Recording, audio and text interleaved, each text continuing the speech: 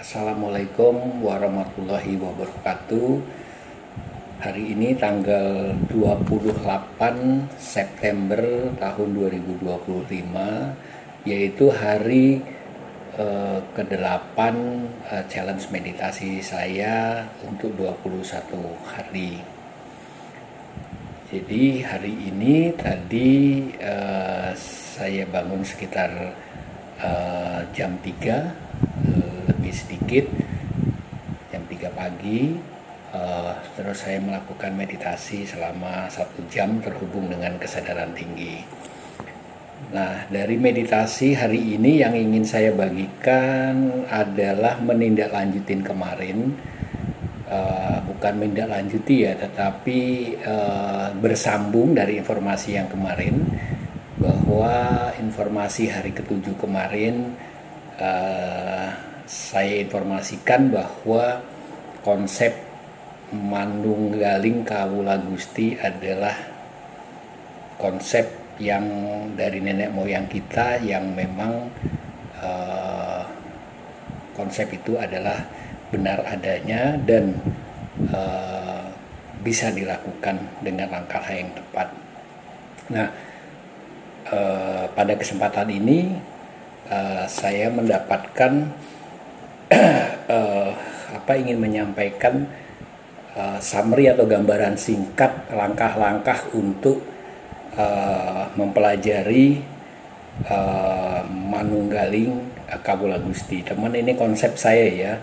Saya tidak pernah mempelajari ini dari manapun. Ini konsep saya dari meditasi. Saya terhubung dengan kesadaran tinggi.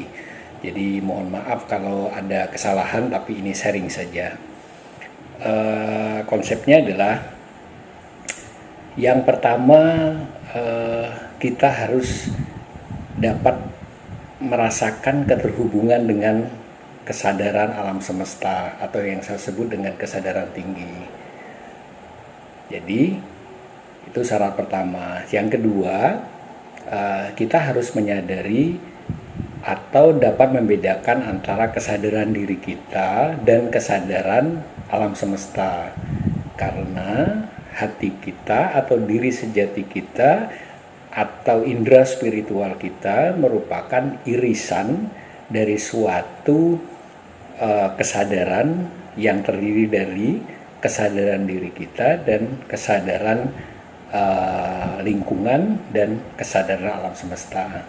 Jadi kita harus bisa membedakan mana antara kesadaran kita, kesadaran lingkungan, dan kesadaran semesta. Nah, setelah kita dapat membedakan itu, maka kita beralih dari praktek kesehariannya adalah lebih fokus atau lebih memperhatikan koneksi dengan kesadaran semesta, yang kemungkinan dalam sehari-hari kita adalah menggunakan kesadaran diri kita karena kita merasa hidup, tetapi setelah kita mengetahui koneksi dan rasa wujud dengan kesadaran sejati kita, perasaan hidup kita atau tingkah laku kita persentase kesadaran semesta kita perbesar. Terus lama-lama akhirnya bisa, semakin persentasenya semakin baik, maka lama-lama kita bisa seutuhnya menjadi kesadaran semesta. Tapi ini perlu latihan, perlu kegigihan, perlu komitmen. Nah, setelah kita selalu kesadaran kita terhubung dengan kesadaran semesta, artinya kesadaran kita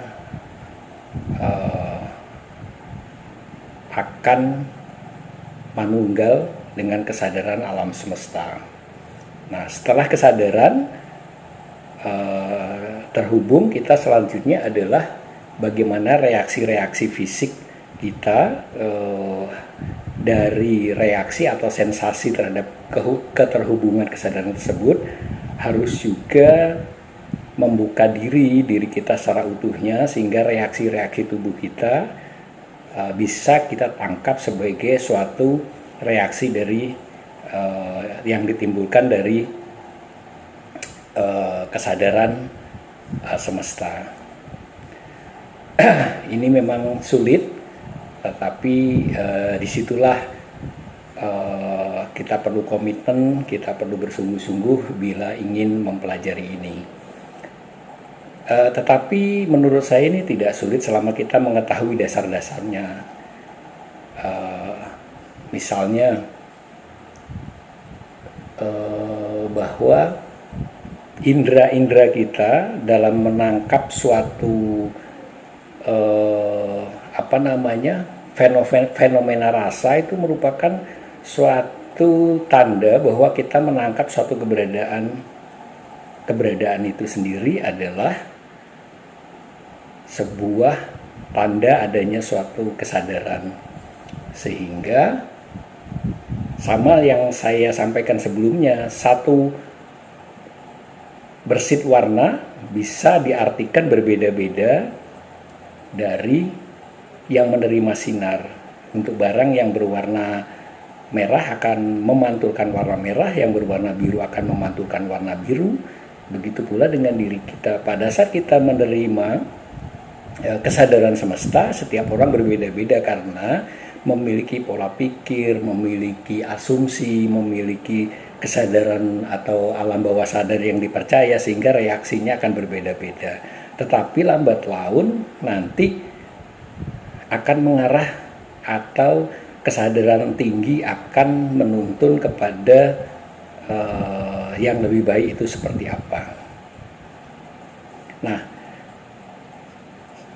selanjutnya dari Manunggaling Kaluwa Gusti setelah menyatu dengan dalam kesadaran, tantangan selanjutnya adalah bagaimana atau mengakui atau dapat merasakan apa yang ada di sekitar adalah satu kesatuan dengan semuanya. Ini memang bagaimana ini bisa diterima dengan akal, dengan logika, ya bisa. Karena itu tadi, sumber dari segala sumber itu adalah kesadaran, di mana asal segala sesuatu yang sifatnya material itu berasal dari atom, di mana atom itu 99,99 adalah kosong yang terisi dengan kesadaran. Itu menurut ilmu fisika termodern, di mana atom yang sudah dilihat oleh mikroskop elektron mengatakan 99,99% atom itu adalah kosong, dan dari pengetahuan saya kekosongan itu adalah sebuah kesadaran.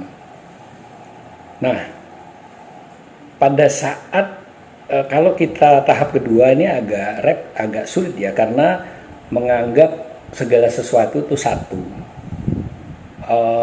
Ini terus menerus memang kita berlatih setiap hari, mengingatkan diri kita, mengingatkan pola pikir kita, mengingatkan kesadaran-kesadaran kita yang kita sudah terima dari kecil, bahwa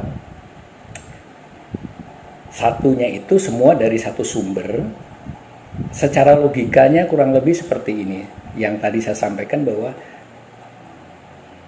satu cahaya, misalnya kita melihat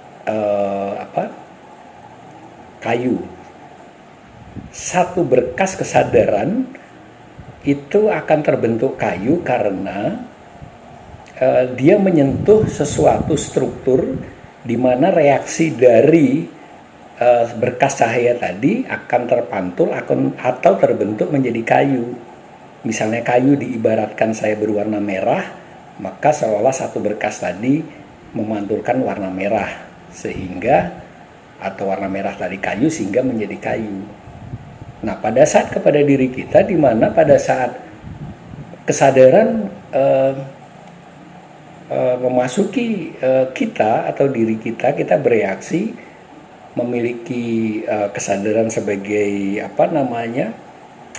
molekul-molekul atau susunan-susunan kesadaran, sehingga terbentuklah menjadi manusia. Jadi kalau manusia itu kita ibaratkan warna ungu, berarti apa bedanya kalau kayu tadi warna merah kita warna ungu?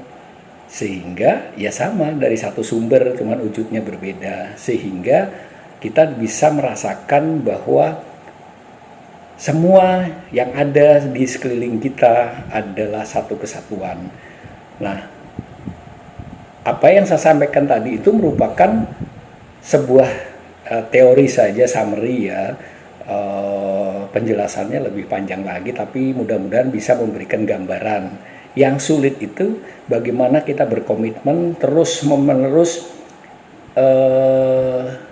memahiri hal ini sehingga kita bisa mewujudkan atau kita mencapai manunggaling kawula Gusti. Itu tergantung diri kita, karena spiritualitas atau spiritual itu adalah sebuah skill.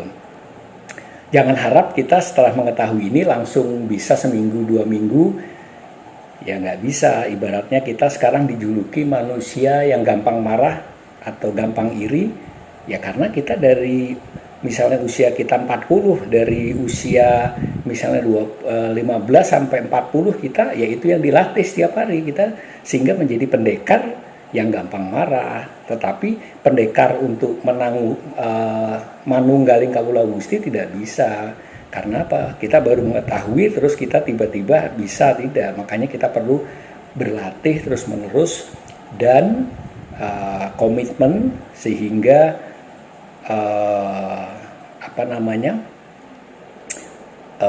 konsep ini bisa berjalan di dalam diri kita.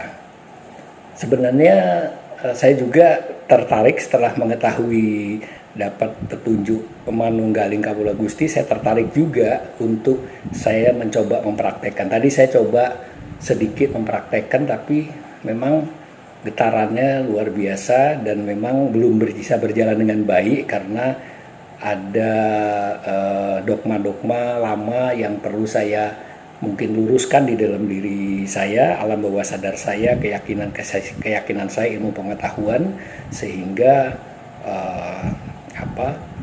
kesadaran secara seutuhnya dapat sepenuhnya kita terima dengan seutuh-utuhnya. Mungkin itu ya, kalau dibahas lebih detail mungkin akan panjang. Orang bicara atau mengaji tentang manunggaling kawula Gusti itu puluhan tahun, ini sebentar ya pasti tidak mewakili gambaran secara seutuhnya, tapi minimal ini menambah wawasan kita bersama. Nah, kebetulan tadi syarat-syarat tadi seperti merasakan kesadaran alam semesta, keterhubungan, indera spiritual saya sebutkan tadi. Buku saya yang sudah terbit yang berjudul Suharyo Komeditasi itu menulis tentang itu.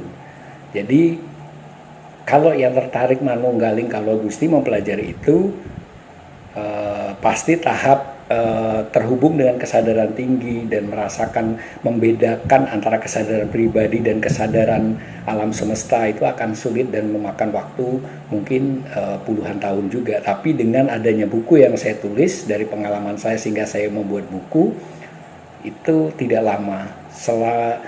Secepat Anda membaca buku tersebut, setelah itu konsultasi atau dapat arahan sekitar 2 jam, itu dapat langsung mengetahui, menguasai atau mengetahui cara keterhubungan dengan kesadaran tinggi, menemukan diri sejati, dan mengaktifkan indera spiritual. Mungkin itu saja sharing hari ini, mudah-mudahan bermanfaat. Terima kasih. Assalamualaikum warahmatullahi wabarakatuh.